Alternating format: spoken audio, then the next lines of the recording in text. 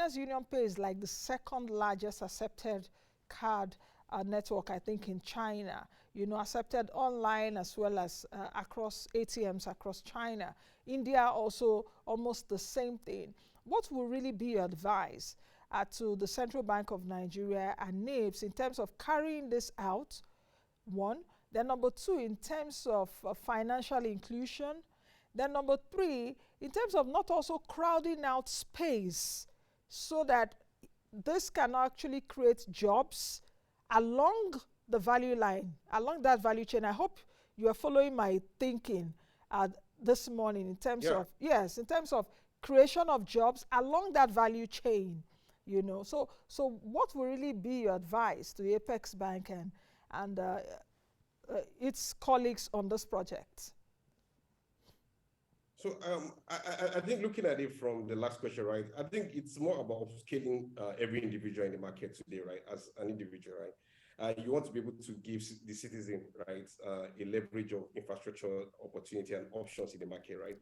And also looking at the, when it comes to the costs of some of these things, which is edging against FX, you're saying that some of those FX, you understand, elements should actually be taken out too, right?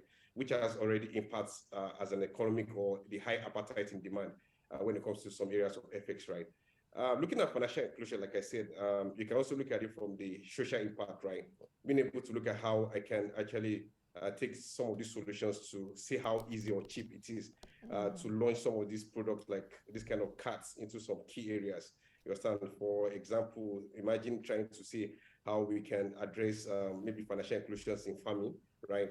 And looking at what will it entail to able to distribute this kind of cards, you understand, to the last mile that requires it at a less cost, you understand. They actually benefit the driver of the initiatives and also the user itself. So you want to be able to have like a, what do you call it, a balance, you understand, in the market. So, but when it comes to area of advice, I think you have to look at it. I think CBN was very clear about, Central Bank was very clear about what are the key areas they are trying to address when it comes to initiating or introducing these cards. And those are the key, because you have to understand the element of what are they introducing to solve, right? So we must maintain the scope, because after we address the scope, then we can actually start scaling and looking at other areas and opportunities that this initiative will actually be able to, what do you call it, scale up to, like, and being able to open up to more opportunities that you can address. Well, I think they were precise, and then and I feel that we should monitor that we are solving the problem that you understand these initiatives are actually introduced for.